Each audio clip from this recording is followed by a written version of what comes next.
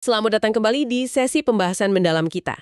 Pernah nggak sih Anda merasa baru aja dengar atau baca sesuatu yang penting, tapi beberapa saat kemudian, informasinya kayak hilang gitu aja? Ternyata ada loh penjelasan ilmiahnya yang cukup mengejutkan.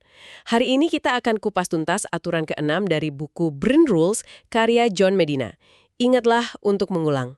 Sumber kita ya kutipan langsung dari bukunya. Betul banget. Fenomena lupa itu umum. Tapi seringkali kita nggak tahu persis kenapa dan gimana cara ngatasinnya secara efektif berdasarkan cara kerja otak. Nah, itu dia. Misi kita kali ini adalah ngebongkar kenapa pengulangan itu vital banget katanya, terutama dalam 30 detik pertama ya. Kita juga bakal lihat strategi pengulangan yang efektif, terus gimana konteks pas belajar bisa jadi kunci, dan peran penting tidur. Siap ya? Siap dong! Aturan #6 ini intinya sederhana, tapi dampaknya luar biasa. Medina menekankan, ingatan awal itu super rapuh. Gampangnya, kalau Anda nggak ngulang informasi baru, entah di pikiran atau diucapkan, dalam 30 detik pertama, ya kemungkinan besar bakal hilang. Wah, 30 detik.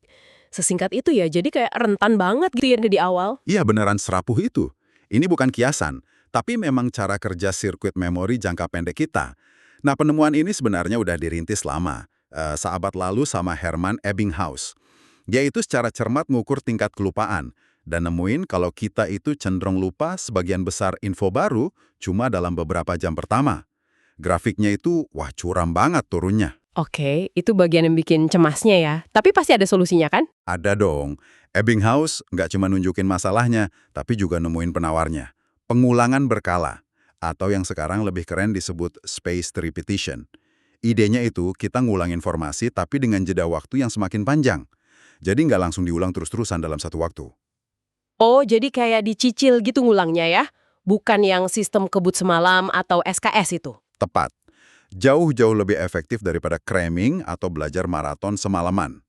Studi-studi modern, termasuk dari Harvard, terus mengonfirmasi temuan Ebbinghaus ini. Kenapa? Karena proses penguatan memori jangka panjang, namanya konsolidasi, itu butuh waktu. Konsolidasi ya? Jadi otak perlu waktu buat nyimpen informasinya secara permanen gitu? Iya, betul. Proses mengubah ingatan jangka pendek yang rapuh jadi jangka panjang yang stabil, itu perlu pengulangan yang terjadwal. Menarik banget ini bisa mengubah cara kita belajar secara fundamental ya. Tapi kan tadi disebut juga soal konteks. Itu gimana maksudnya? Apa hubungannya sama penyelam? Nah, ini juga unik. Jadi bukan cuma kapan kita ngulang, tapi di mana dan bagaimana kita belajar itu juga penting. Ada eksperimen klasik yang dibahas Medina, pakai penyelam scuba. Jadi peneliti minta mereka hafalin daftar kata. Separuh belajar di pinggir pantai, separuh lagi belajar di bawah air, kira-kira 6 meter gitu. Di bawah air, belajar ngafalin kata. Terus hasilnya gimana? Hasilnya gini, kelompok yang belajar di bawah air, ternyata pas dites lagi di bawah air, ingatan mereka jauh lebih bagus. Begitu juga sebaliknya, yang belajar di darat lebih ingat pas dites di darat. Loh, kok bisa gitu? Aneh ya. Artinya lingkungan fisik pas kita belajar itu ngaruh banget ke ingatan kita. Banget. Artinya, lingkungan atau konteks fisik saat Anda belajar itu bisa jadi semacam pengait atau pemicu kuat buat nginget lagi informasi itu. Kayak nyantol gitu memorinya sama tempat belajarnya. Dan ini nggak cuma soal lingkungan fisik loh, tapi juga koneksi mental yang Anda buat pas pertama kali dapat informasi. Semakin kaya atau elaboratif cara Anda ngolah info baru itu, Elaboratif, maksudnya gimana tuh? maksudnya Anda nggak cuma baca atau dengerin aja, tapi Anda coba hubungin ke pengetahuan yang udah ada, cari contoh nyata dalam hidup Anda, atau mungkin kaitin sama emosi tertentu. Semakin dalam Anda proses, semakin banyak jalan atau gagang pintu yang Anda buat di otak buat ngeakses info itu lagi nanti. Ah, oke. Jadi kayak bikin jaring laba-laba gitu ya, banyak koneksinya. Jadi bukan cuma sering diulang, tapi cara ngolah di awal juga penting banget ya. Tepat sekali. Mengulang informasi yang cuma di permukaan aja nggak akan seefektif ngulang informasi yang udah Anda kunyah dan proses secara mendalam. Kedalaman pemrosesan itu kunci. Oke, jadi kita udah bahas, ulang cepat di awal, ulang berkala, pakai jeda, terus buat kaitan yang bermakna pas belajar. Udah lengkap nih tipsnya. Hampir. Ada satu elemen lagi yang sering banget disepelekan, tapi krusial. Tidur. Tidur, Bukannya tidur itu pasif ya? Cuma istirahat aja gitu? Nah, itu salah kaprah yang umum. Justru pas kita tidur, otak kita itu aktif banget. Salah satu tugas pentingnya ya melakukan proses konsolidasi memori yang tadi kita bahas. Otak kayak merapikan arsip, nyortir mana info penting, mana yang enggak, dan memperkuat jejak ingatan dari apa yang kita pelajari seharian. Wah, serius? Ada buktinya nggak tuh? Ada dong, buktinya kuat malah. Ada studi nunjukin kalau tidur malam penuh, sekitar 8 jam lah ya, itu bisa ningkatin kemampuan orang nemuin solusi kreatif buat masalah sulit sampai 3 kali lipat dibanding cuma istirahat tanpa tidur. Bahkan tidur siang singkat aja itu punya kekuatan loh. Ada studi terkenal dari NASA nemuin kalau tidur siang sekitar 26 menit aja, itu bisa ningkatin kewaspadaan sama performa pilot sampai 34%. Wow, 26 menit aja bisa segitu ya efeknya?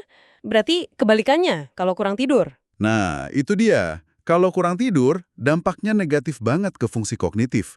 Perhatian jadi gampang buyar, memori kerja, kemampuan kita nahan informasi sementara di kepala, itu melemah drastis.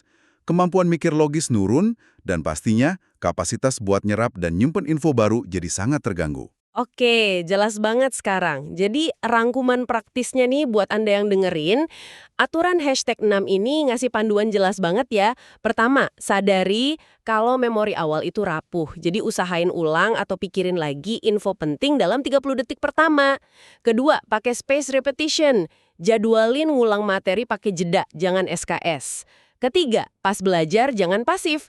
Bikin kaitan yang kaya, elaborasi, hubungin ke pengalaman pribadi. Bikin informasinya hidup. Dan keempat, jangan pernah remehkan tidur. Cukup istirahat biar otak punya waktu nyimpen pelajaran.